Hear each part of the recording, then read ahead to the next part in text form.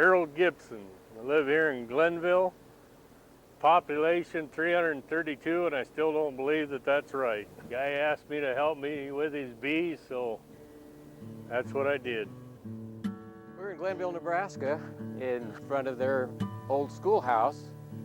The high school consolidated with two other towns way back in 1967. They had a grade school here until the 80s. And then, as so many of these schoolhouses went, they fell to the wrecking ball, or they were offered to developers for $1 if they'd do something constructive with them. The bees chose an outdoor location to make comb, which is a little bit rare. Usually they want to be in a dark space. These chose the outside. They've been there off and on for maybe 2 to 3 years, but finally Todd Brown was concerned about the tenants being worried by the bees, even though they're 27 feet off the ground and their flight path wouldn't normally conflict with people's exit and entry. We came over here not sure what we were going to do today, maybe just set up a bait hive and hopefully lure them into there, but we did notice when we scouted the place out that just north of here was Harry Gibson's tree service with a truck and a cherry picker, which was just what we needed.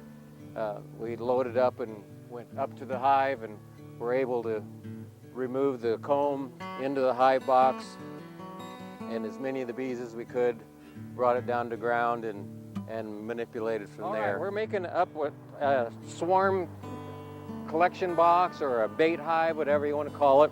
This bottom section is full of honey frames, and I sprayed those frames yet with a little bit of 50-50 sugar water, but also there's a little bit of lemongrass oil scent in here, and that resembles one of the bee pheromones, so that should really lure them into this hive. I put a bottom board, then the hive body. I put this inner cover in there because they want the security of dark. That's one of the criteria of them choosing a hive spot. And I put this empty box up here because if I shake them, they'll fall into this box and be semi-contained, and they can slowly go down into the hive through that inner cover opening. Okay, well, as I'm up here closer, it's a whole new ball game. There's comb built up here. I thought this was just a cluster. So, they're not just going to drop off.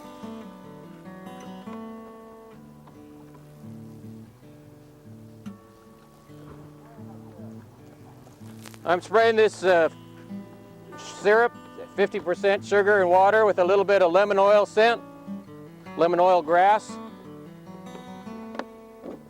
We want that to be attractive to them.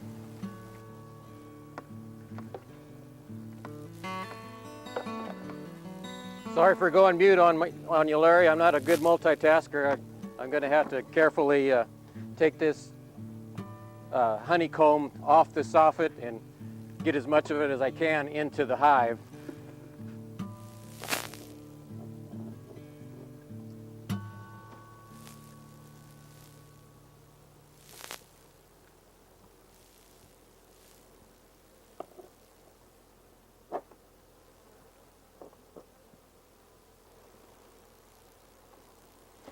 I'm seeing about 6 rows of comb up here.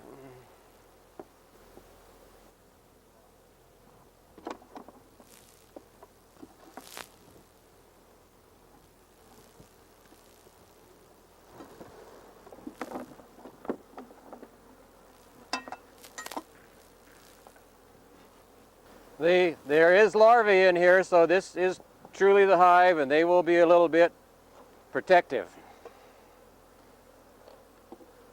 So it changed from swarm collection to hive extraction.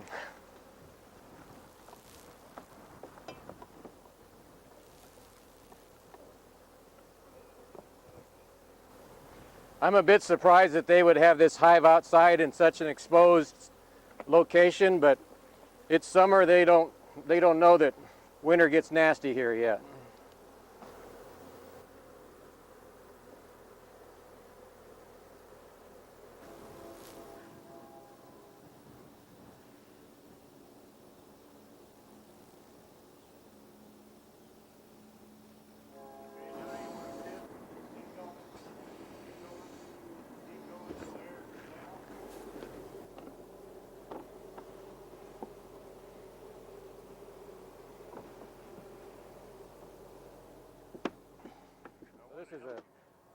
sometimes called an extraction, sometimes called recovery, sometimes rescue. But we will provide this home for the bees, let them build back up and get strong again for the fall, collect some goldenrod honey, and hopefully have 2 full boxes like this full of brood and honey. And they need 60 pounds of honey to get them through the winter. So we're in late July. One of the old rhymes about swarms or moving hives is that a swarm in May is worth a bale of hay, swarm in June is worth a silver spoon, swarm in July and worth a fly. But this is more than a swarm. They're experienced bees. I will probably incorporate some of this comb onto my frames, and that will salvage some of that and get them started faster.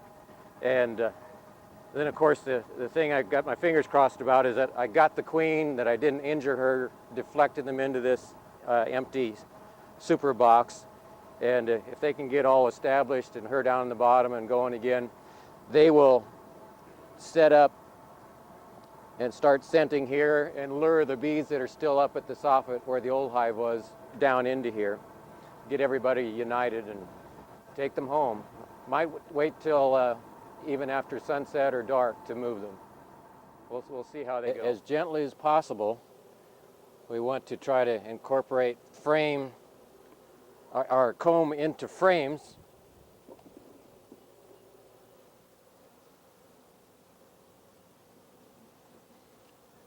I have these open frames that I've modified a little bit by putting these support bars in, and I learned in the last week that I can adapt and salvage some honeycomb into those.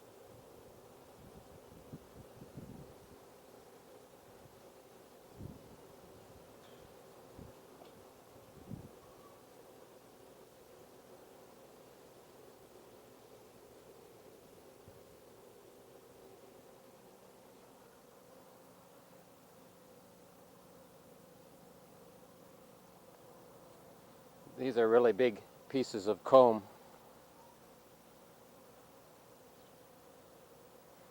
And I already misplaced my knife.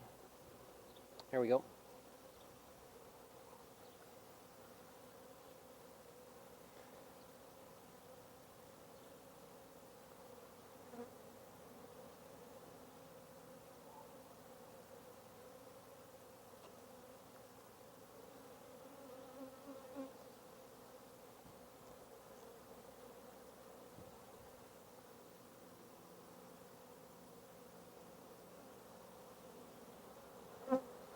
What I'll do here is make a slice for that bar to slide into. Another for this bar. And one more here.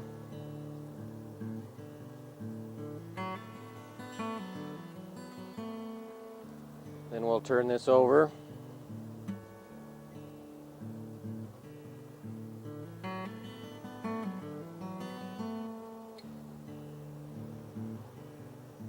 And slide those bars into the cuts.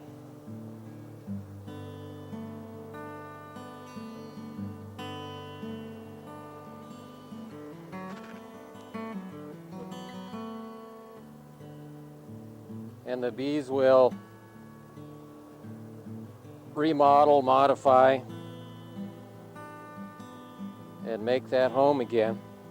Our luck is holding up. As you can see on the entrance or the landing board there's probably a dozen or more bees all simultaneously scenting that this is as acceptable, maybe superior home to what they have because it's enclosed. They'll be in the dark, they'll be sheltered from the elements, and they'll be better off. So again, Mother Nature helps us out, and everybody works out a compromise that works for all.